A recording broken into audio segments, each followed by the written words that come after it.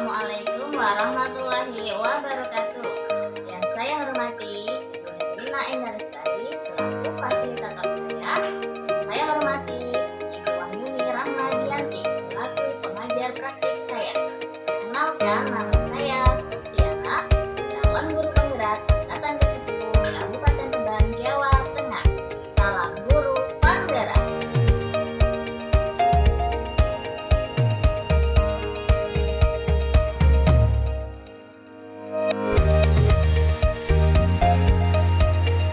Kesempatan kali ini saya akan menyampaikan koneksi antar materi modul 3.1 pengambilan keputusan berbasis nilai-nilai kebajikan sebagai pemimpin. Tujuan pembelajaran khusus yang pertama, CGB membuat kesimpulan dari keseluruhan materi yang didapat dengan beraneka cara dan media. Yang kedua, CGB dapat melakukan refleksi bersama fasilitator untuk mengambil makna dari pengalaman belajar dan mengadakan metakognisi terhadap proses pengambilan keputusan yang telah mereka lalui dan menggunakan pemahaman barunya untuk memperbaiki proses pengambilan keputusan yang dilakukannya. Pertanyaan pemantik. Bacalah kutipan ini dan tafsirkan apa maksudnya. Mengajarkan anak menghitung itu baik, namun mengajarkan mereka apa yang berharga atau utama adalah yang terbaik. Teaching kids to count is fine, but teaching them what count is best. Dari Bob Talbert. Dari kutipan di atas, apa kaitannya dengan proses pembelajaran yang sedang Anda pelajari saat ini? Dari kutipan tersebut, mengajarkan kepada anak mengapa dan bagaimana proses untuk mendapatkan atau menyelesaikan sebuah permasalahan itu lebih baik dan lebih penting daripada hanya sekedar mengajari langsung penyelesaian dari sebuah permasalahan. Hal ini sudah sesuai dengan prinsip pengambilan keputusan, yaitu berbasis pada hasil akhir, berbasis pada peraturan, dan berbasis pada kasih sayang. Berbasis hasil akhir maksudnya bahwa nanti di kemudian hari anak akan bisa memutuskan dan mengetahui cara menyelesaikan masalah yang serupa. Atau misalkan jika anak nantinya dihadapkan dengan permasalahan baru, maka anak akan bisa menganalisis dan menjalankan langkah-langkah penyelesaian mana yang relevan dengan masalahnya. Tinjauan berbasis pada peraturan, yaitu bahwa sesuai dengan peraturan kurikulum Merdeka ini, anak diajarkan merdekanya untuk mempelajari hal apa saja yang menjadi passion anak. Apabila ditinjau dari based on care, bahwa berdasarkan prinsip kasih sayang kita kepada anak, kita paling tidak dapat mengajarkan jiwa kemandirian dan tanggung jawab di mana keduanya akan bermanfaat untuk mereka di kehidupan nyata. 2. Dampak dari prinsip-prinsip yang kami anut dalam suatu pengambilan keputusan diantaranya adalah sebagai berikut. Yang pertama, berbasis pada hasil akhir. Apabila dilihat dari segi hasil akhir, dampak yang ditimbulkan biasanya memberikan dampak positif pada masyarakat. Hal ini dikarenakan hasil akhir yang dimaksudkan adalah hasil akhir yang harusnya sesuai dengan nilai-nilai kebajikan yang ada di masyarakat dan juga tidak melanggar norma-norma yang ada di masyarakat. Yang kedua yaitu berbasis pada peraturan. Peraturan merupakan aturan yang sudah disepakati bersama. Jika pengambilan keputusan ini berbasis pada peraturan, tentulah sudah sesuai dengan kesepakatan. Yang ketiga yaitu berbasis pada rasa kasih sayang. Rasa kasih sayang ini muncul dikarenakan adanya rasa empati kepada sesama manusia. Apabila kami melakukan pengambilan keputusan berdasarkan rasa empati, terkadang bisa diterima baik di masyarakat, terkadang juga tidak. 3. Bagaimana Anda sebagai seorang pemimpin pembelajaran dapat berkontribusi pada proses pembelajaran murid dalam pengambilan keputusan Anda? Kontribusi kami sebagai seorang pemimpin pembelajaran pada proses pembelajaran murid adalah dengan cara melakukan pembelajaran yang berpihak pada murid. Pembelajaran yang berpihak pada murid ini bisa dituangkan misalnya dengan melakukan pembelajaran berdiferensiasi. Pembelajaran diferensiasi merupakan pembelajaran yang mengakomodir kebutuhan murid. Hal ini dapat dilakukan dengan memberikan diferensiasi konten, proses, dan produk kepada murid. Murid dapat dibedakan berdasarkan gaya belajarnya, passionnya, atau apa saja yang membuat mereka tertarik dan bahagia untuk belajar. Selain menggunakan pembelajaran berdiferensiasi, juga bisa menyisipkan pembelajaran sosio-emosional. Teknik stop mengembalikan konsentrasi murid pada pembelajaran. 4. Menurut Anda, apakah maksud dari kutipan ini jika dihubungkan dengan proses pembelajaran yang telah Anda alami di modul ini? Jelaskan pendapat Anda. Pendidikan adalah sebuah seni untuk membuat manusia menjadi berperilaku etis. Maksud dari pernyataan ini adalah bahwa pendidikan itu harus berpihak pada murid yang orientasinya adalah membentuk etika murid. Cara untuk menciptakan pembelajaran berpihak pada murid sehingga beretika itu bisa dengan berbagai cara. Cara yang diambil diantaranya yaitu pembelajaran berdiferensiasi, menyisipkan pembelajaran sosio-emosional, mempraktikkan segitiga restitusi, sampai dengan teknik coaching untuk menciptakan suasana pendidikan yang berpihak pada murid. Etika yang dimaksud di sini adalah budaya positif, di mana untuk mewujudkan budaya positif yang kita inginkan harus mengetahui keyakinan kelas, nilai-nilai kebajikan mana yang kita sepakati, kemudian disiplin positif akan segera terwujud, dan selanjutnya yaitu terbentuklah budaya positif. Panduan pertanyaan untuk membuat rangkuman kesimpulan pembelajaran.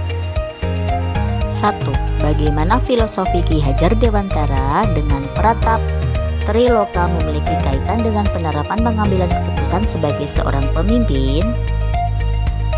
Apabila kita menjadi pemimpin harus menjadi teladan, apabila di tengah kita harus bisa memberi semangat, dan apabila kita berada di tingkatan paling bawah kita harus bisa memberikan dorongan.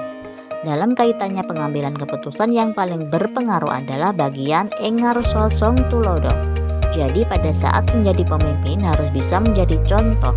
Hal ini memberi kesempatan pemimpin dalam melakukan pengambilan keputusan, hendaknya menggunakan 3 prinsip pengambilan keputusan, memilih satu di antara 4 paradigma pengambilan keputusan, dan mengikuti 9 langkah pengambilan keputusan. Hal ini jika seorang pemimpin menemui dilema etika, di mana harus memutuskan antara benar dan benar. Apabila pemimpin dihadapkan rujukan moral, yaitu di mana benar melawan salah, maka hendaknya pemimpin memilih hal yang benar sebagai dasar pengambilan keputusannya. 2. Bagaimana nilai-nilai yang tertanam dalam diri kita berpengaruh kepada prinsip-prinsip yang kita ambil dalam pengambilan suatu keputusan? Nilai-nilai kebajikan yang tertanam pada diri kita sedikit banyak berpengaruh pada saat pengambilan keputusan, utamanya terkait dengan prinsip pengambilan keputusan. Ada 3 prinsip dalam pengambilan keputusan, yaitu berbasis pada hasil akhir, berbasis pada aturan, dan berbasis pada rasa kasih sayang. Kecondongan nilai-nilai kebijakan atau kebajikan tersebut kita akan berpengaruh pada pilihan kita. Semisal apabila kita memiliki rasa empati yang sangat tinggi, biasanya kita akan lebih memilih prinsip berbasis pada rasa kasih sayang untuk mengambil keputusan. Apabila sikap disiplin lebih dominasi daripada empati, maka diri kita biasanya akan lebih condong pada prinsip pengambilan keputusan berbasis peraturan. Apabila rasa tanggung jawab yang paling dominan, maka biasanya lebih memilih prinsip berbasis pada hasil akhir.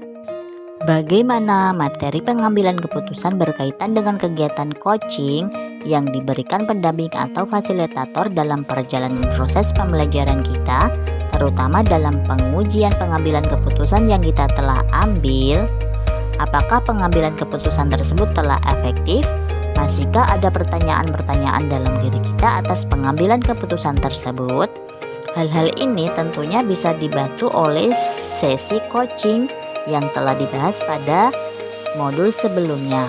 Metrik coaching yang sudah kita pelajari cukup efektif untuk membantu kita dalam menentukan keputusan. Metode coaching yang kami pelajari adalah dengan menggunakan alur tirta, berawal dari tujuan, identifikasi masalah, rencana aksi, sampai pada tanggung jawab. Pertama kali dihadapkan dengan masalah, kita harus tahu dahulu tujuan dan akar permasalahannya. Selanjutnya pada saat rencana aksi kita diaplikasikan 9 langkah pengambilan keputusan dan pada akhirnya adalah keputusan yang dibuat dan dieksekusi kapan serta bagaimana melaksanakan keputusan yang telah dibuat. 4. Bagaimana kemampuan guru dalam mengelola dan menyadari aspek sosial emosionalnya akan berpengaruh terhadap pengambilan suatu keputusan khususnya masalah dilema etika. Kemampuan mengelola sosial emosional sangat berpengaruh pada pengambilan keputusan yang berkaitan dengan masalah dilema etika. Seorang guru hendaknya mempunyai kesadaran diri yang baik, kemudian bisa memanajemen dirinya. Apabila dua hal tersebut sudah berhasil dilakukan, maka kesadaran sosial akan terbentuk. Permasalahan yang dihadapi akan bisa diselesaikan dengan kemampuan berelasi yang baik dan pengambilan keputusan yang bertanggung jawab. 5. Bagaimana pembahasan studi kasus yang fokus pada masalah moral atau etika dan nilai-nilai yang dianut seorang pendidik. Kasus yang ditemui ada dua macam, yaitu mengenai bujukan moral dan dilema etika. Jadi, jika kasus yang ditemui itu merupakan bujukan moral, maka jelas hendaknya kita mengambil keputusan sesuai dengan nilai-nilai kebajikan.